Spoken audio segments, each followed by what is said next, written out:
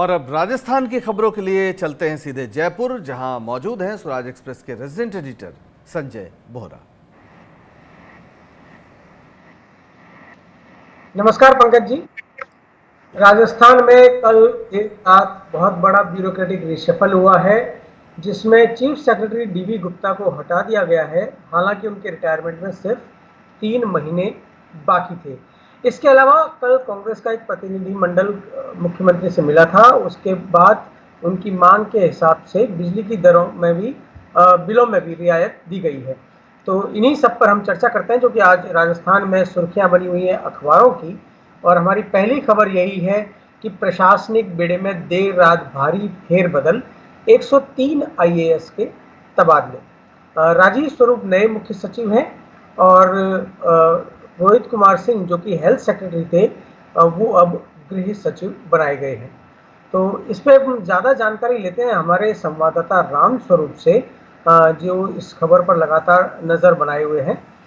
हमने जब कुछ दिन पहले आरएएस का ट्रांसफर हुआ था, तब हमने बोला था कि आईएएस के भी ज़रूर कोई नई लिस्ट आएगी तुरंत ही, और ये कल देर रात आई है। रामस्वरूप, इसमें सबसे चौंकाने वाली बात यह है कि डीबी गुप्ता चीफ सेक्रेटरी जो है, उनको 3 महीने रहते हैं उनके रिटायरमेंट में पद से हटा दिया गया है। क्या वजह रही है, हो सकती है इसकी?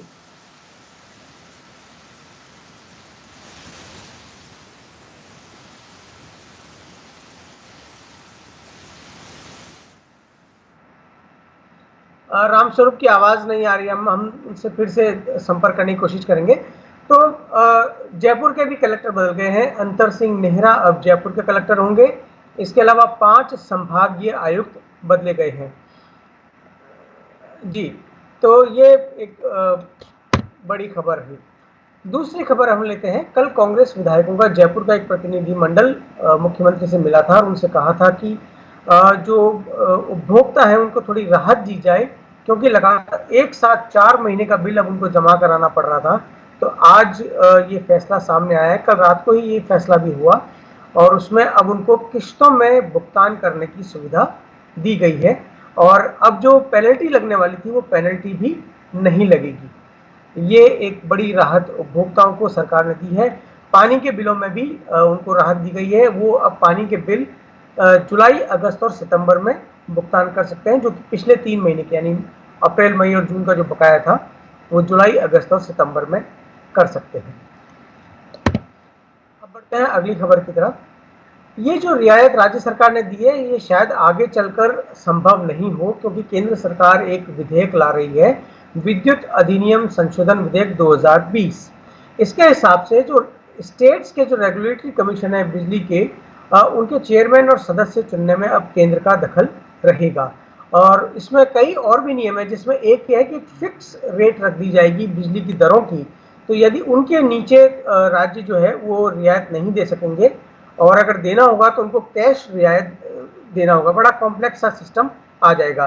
राजस्थान और कई राज्यों ने इसका विरोध किया है।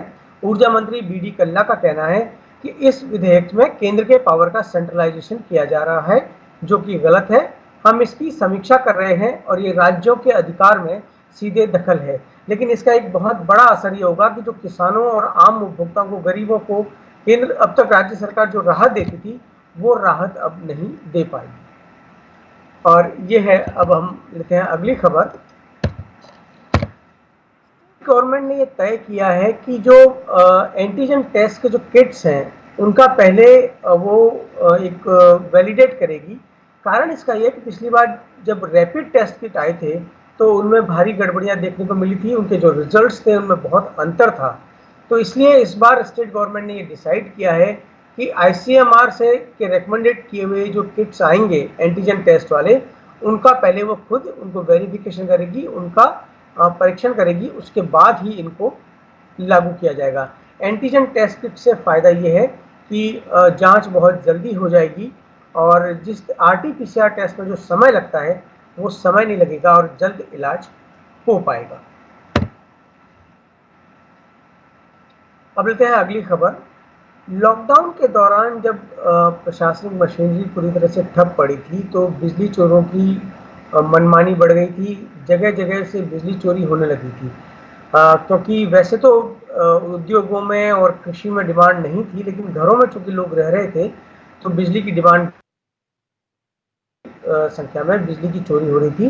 तो जोधपुर डिस्कॉम ने एक बहुत बड़ी कार्रवाई की है। 700 इंजीनियर लगाए हैं बिजली की चोरी पकड़ने के लिए, और पिछले 30 दिन में करीबन 25,000 केस पकड़े किए गए हैं। 14,783 जो बिजली चोरी के मामले थे और 37 करोड़ की पेनल्टी वसूली गई है। तो ये थी राजस्थान की सुर्खियां। बने रहिए स्वराज एक्सप्रेस के साथ आगे की खबरों के लिए।